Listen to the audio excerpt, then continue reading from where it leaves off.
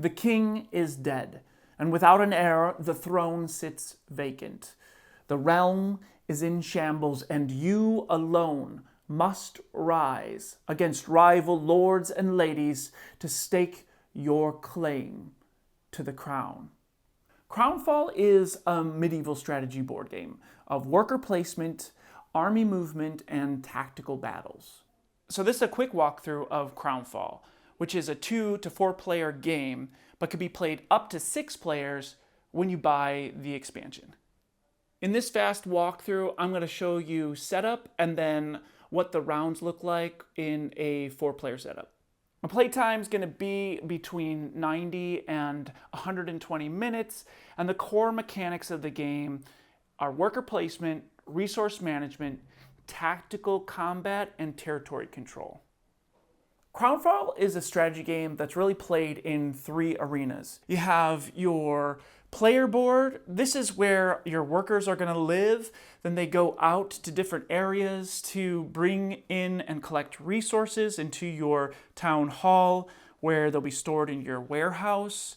And then those resources are going to be used to build areas on the map. This is your territory control. You're going to be placing your armies, building castles and forts, and this is where a big part of the game is played.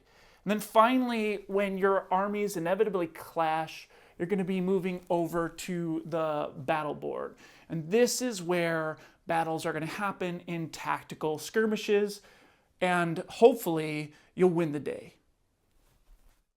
So setup's going to look just like this. You're going to have your main map in the center of the table. Then each player is going to have a player board and an army board. This is where you're going to put your workers and build your armies.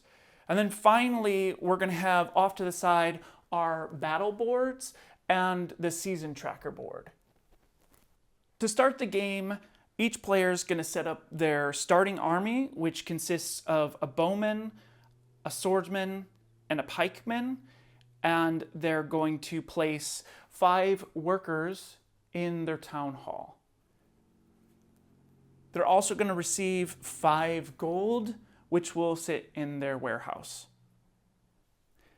Next, we're going to set up the community board. We're going to set the season tracker to spring, and each player is going to put their house sigil on the taxes, rations, and happiness trackers.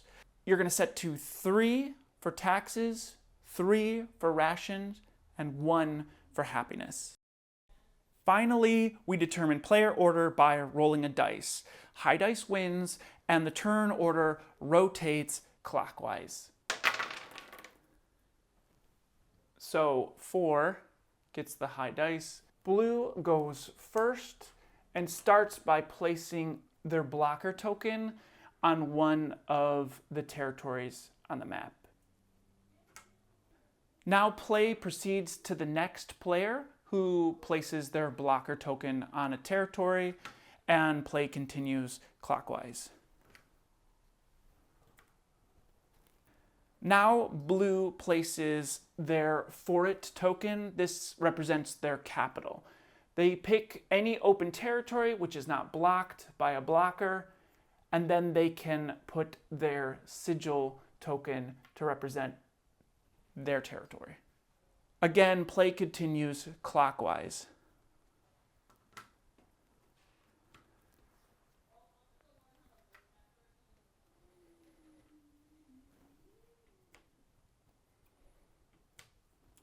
Blue then places their army, represented by the army token, in their city. Again, play continues clockwise.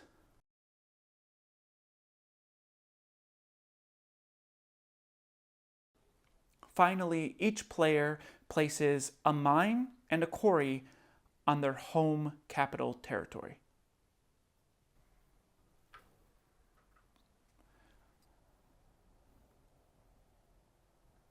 That concludes setup. Now you're ready to play. Each round, players assign workers to gather resources, build castles, trade at the market, or build their army. CrownFall is played in phases. In phase 1, each player distributes their workers into different work zones of their choosing. This phase is played simultaneously, which means each player is placing their workers at the same time. Each player starts with a player board. This is the heart of your economy in CrownFall, and it's where your workers reside the whole game. In the worker phase, when you send your workers out, they can go to a variety of different work zones on your player board.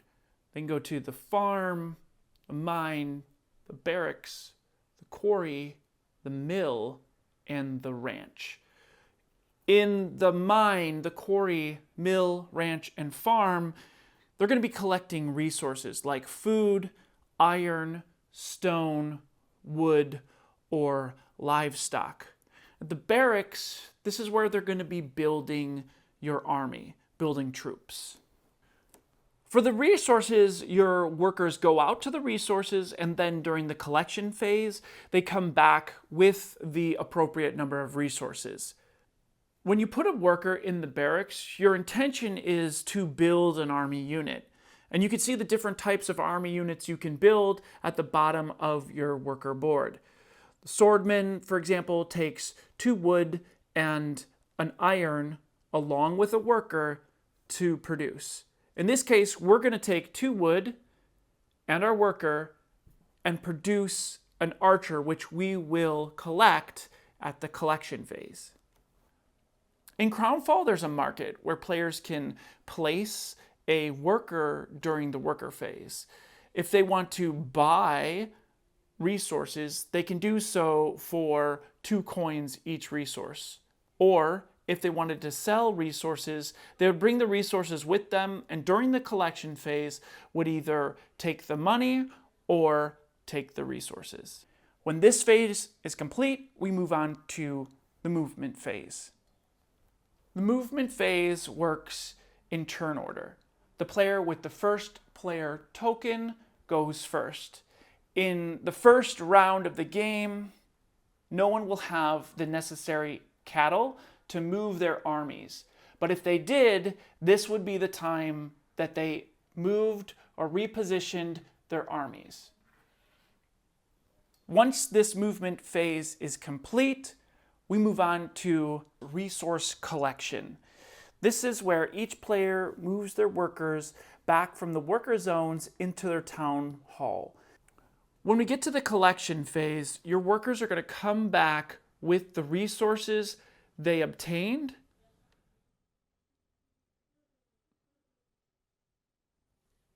And then you're going to store those resources in your warehouse to use at a later time. In the case of the barracks, you're going to pay your 2 wood to the bank and convert your worker to an archer, who will then move into an available army. Once each player has brought their resources back into their little village and their workers home to their town hall, we move on to the final phase. In the economy phase, each player will collect their taxes, pay any rations owed to the bank, and add any new workers based on the happiness level you set the turn before. In this case, our happiness was 2, so we'll add 2 new workers to our worker pool in the town hall. Now each player has an opportunity to adjust their economy, where they change their taxes or rations to affect their happiness. These are really important trackers for the game and determine the happiness level of your kingdom. Happiness is directly influenced by your rations and taxes. If you move your rations up, your happiness goes up. If you move your taxes up, your happiness goes down. And the reverse is true. If you move your taxes down, your happiness goes up. And if you move your rations down, your happiness goes down. Finally, we move the season token to the next season, and pass the first player token clockwise, thus starting the next round. In CrownFall, each turn is tracked with the seasons. When we get to winter, armies are frozen in place and can't move again until spring. CrownFall is actually a relatively simple game. You have a small working economy where workers collect resources. Then you take those resources to build castles and armies. You use those armies to take over territories, and inevitably you'll begin to clash with other players, at which point we take it to the battle board to duke it out in a tactical hex grid battle map. As play progresses, players expand their kingdom by taking over new territories. If green is going to take this territory, they will move their army, pay their livestock fee for movement, and then roll a dice to see how the local villagers will respond. In this case, a 3 was rolled. That means green has a choice of either paying 6 crowns to win over the hearts and minds of the local villagers, or meeting them on the battlefield with their army. A battle is fought anytime a player uses their army to attack a territory or add a new territory to their kingdom, attack another player's army, or attack another player's castle or fort. After a battle board is selected, the defending player gets to place their pieces first.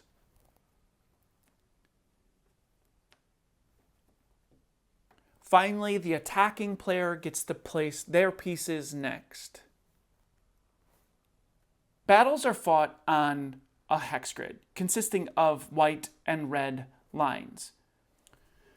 Units can move anywhere on white hexes, but red lines affect both movement and line of sight. An archer, for example, cannot move through any of these red lines, but this dotted red line, they could see through and shoot through. Battles are fought in the following way. The attacker moves first by firing any archers at any units in range. If no units are in range, then the defender gets to play their archers next. In this case, this pikeman is in range of this archer, so the defending player gets to roll. If a hit is rolled, the unit is removed. Now the attacker moves any and all remaining pieces that have not fired or moved yet. Any place where units touch, a conflict occurs, and both players roll dice.